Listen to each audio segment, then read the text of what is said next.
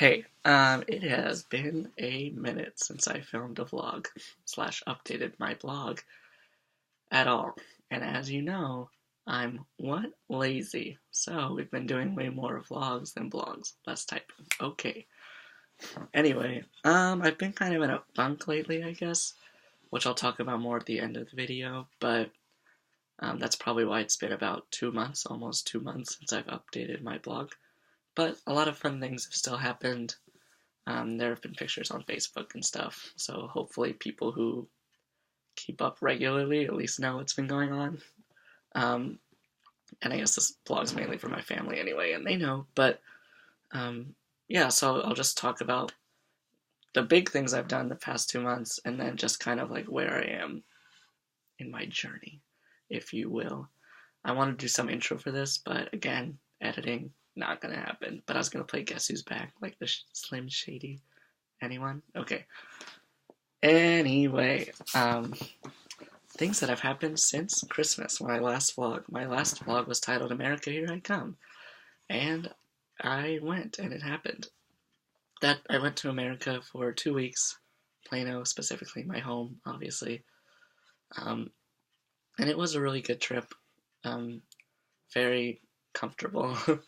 It kind of made me realize how uncomfortable Korea is to me. Not in a bad way, just, Plano's my home. It's where I grew up. Being at home with my family is very comfortable and very easy to live there. And it made me realize how difficult some of the things in Korea can be. Even just like day-to-day living, like, oh, if I want to get food somewhere outside the house, it just takes more energy, especially for an introvert like me, but particularly the like language or just different culture, etc., etc. And little things like that tend to compile. So yeah, the trip made me realize that, but it was an excellent trip. I got to see my family. My brother was there. It was very nice. I got to see my baby cousins, whom I adore. If you know me, I talk about them all the time. So hi, Ethan and Tyler and all the cousins, because now there's 8. What? Okay. And okay, America got back for 2 weeks. Was only allowed to be there for 2 weeks because of Fulbright's contract. But I think that was a good amount of time, or I might have moved back. So they forced me to come back. Then I went to Japan. So I knew I wanted to do some international traveling during our winter break, because our winter break is, the semesters are switched here, so winter break is the long one. It's like equivalent to America's summer break. So I knew I had a lot of time, and we're allowed to spend 4 weeks total outside of Korea. So I did 2 in America, and I had up to 2 weeks to spend elsewhere. So my friend Jason and I were talking about places to go, and we ended up going to Japan. We just went to Tokyo for like 5 days, because Jason went to Hong Kong for a week and said it was way too long. So Tokyo, 5 days, pretty simple trip, and it was really fun. I was really scared at first because it was my first trip outside of either America or Korea. And while I'm not fluent in Korean, I at least have, that background. Where if I talk to somebody and they don't know any English, I can at least communicate. So I was kind of scared for Japan because I don't really know the language at all. I actually did take a semester in college, but there's so much time spent learning the writing system for Japanese, I don't even know that much, like, speaking. And I couldn't read like half of it anyway because there's so many Chinese characters. So I was a little scared, but it was very fun. Jason is also from New York, so he's kind of used to big cities and getting around big cities, whereas I was a useless mess, but he helped us figure out places to go and get around. So we went to all the big touristy areas, I guess, kind of like Harajuku. Where did we go? Asakusa, Souvenir. Woo! Yeah, kind of all the big places. Shibuya, like with the huge intersection. There were so many people. It was a really fun trip. One of the things that struck me the most was how different Japanese people are in terms of appearance and how they portray themselves. I might have talked about this before, but Korea is really homogenous in terms of fashion and looks and trends. And it's such a small country that, like, the example, the 2 block chopped haircut, not this. Like, the guys have like 2 sections. That's so popular, and you see it like everywhere. Like, it becomes popular, everyone does it. For girls, little see-through bangs becomes popular, everyone does it. in Japan, maybe it's just because Tokyo is such a big city, but I noticed that a lot less. It was hard to identify like what the Japanese trend or fashion was. Everybody just looks so different. And I kind of appreciated it. I mean, I like Korea's sense of collectivism and being one, but sometimes it can be a little strange. Like everyone has almost the exact same outfits on, so from an American perspective, it's kind of odd. And going to Japan was a little refreshing to see people dressed differently. It was also kind of funny how easy it was to spot Korean tourists in Japan. Like my friend and I we'd be walking and we're like, oh, Korean couple. Like, oh, there's a group of Korean boys because like even before we heard them speak, because it's just so they stand out so much compared to the Japanese population. It's pretty funny.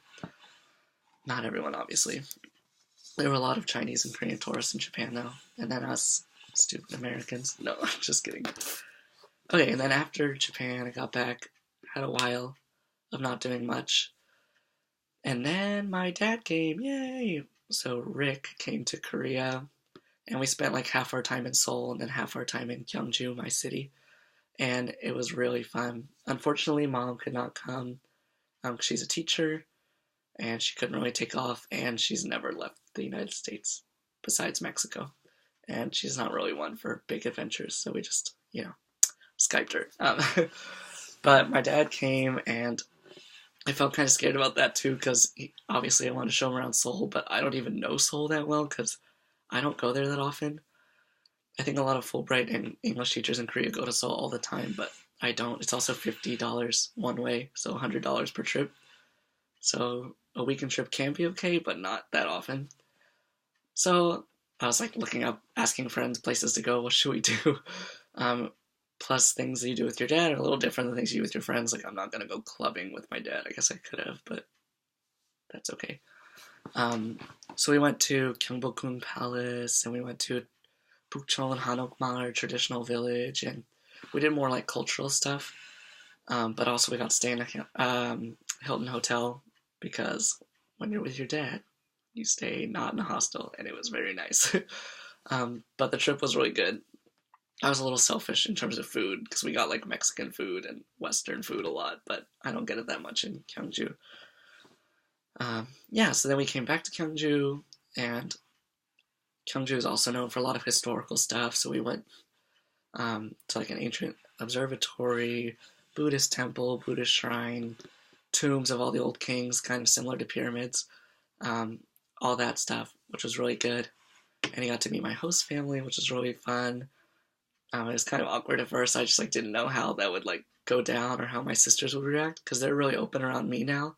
But a 60-year-old white guy that comes in, I don't know like what they're gonna do. He doesn't know any Korean, but they were all really sweet and they got along great. They thought my dad was hilarious, and he was embarrassing to me, but that's okay. That's what dads are for. And we visited my school as well. We got to meet a few of my co-teachers and see the glorious Sunduk High School.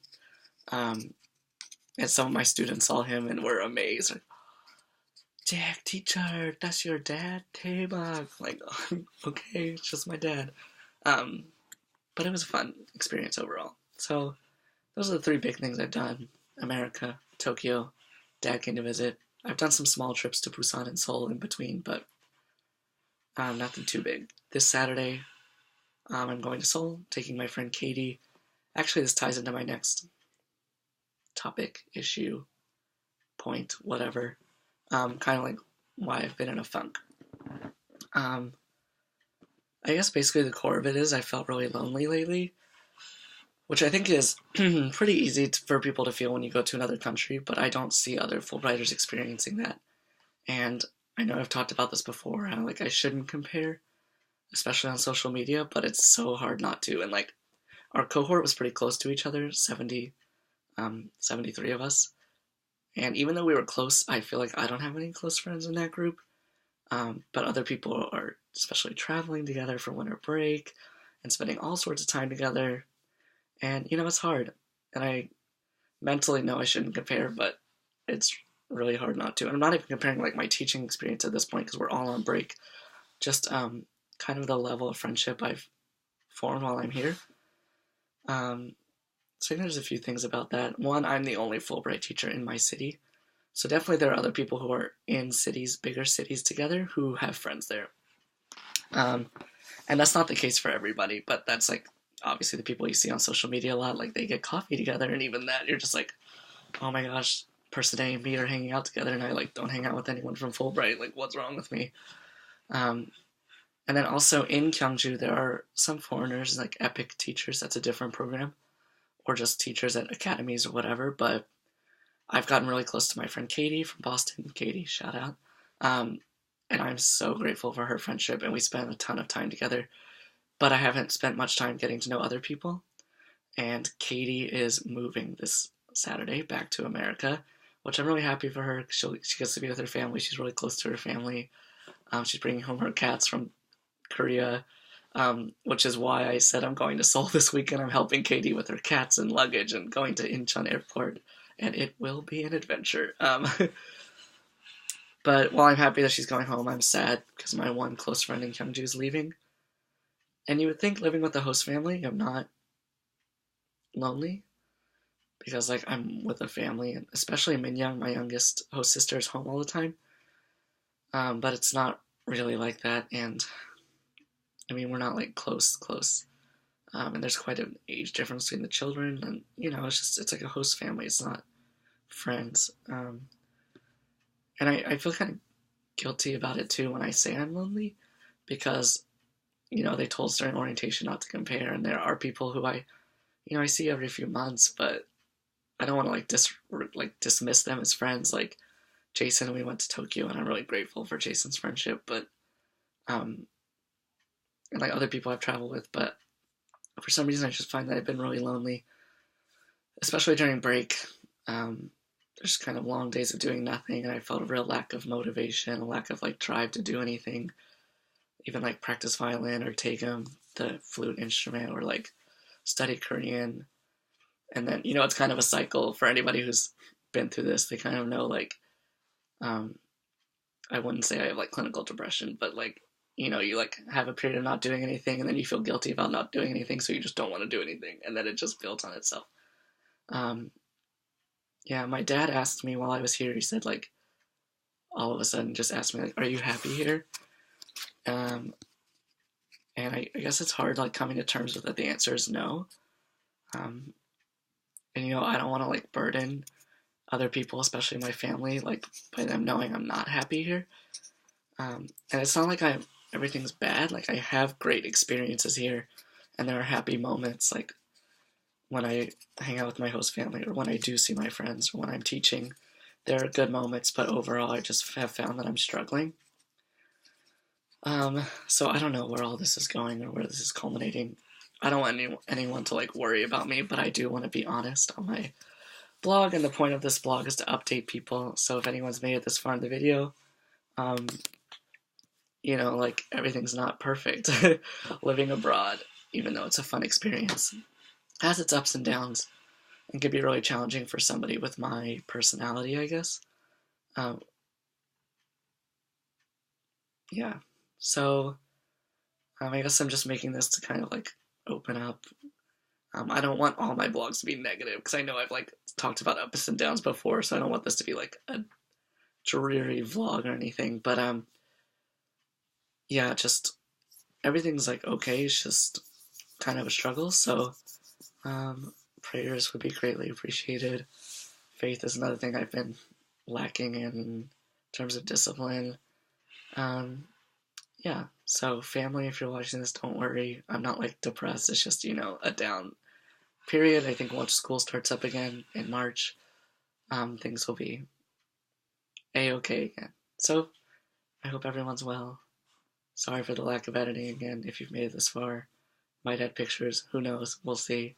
And I'll talk to you later. Hopefully not in 2 months. Bye.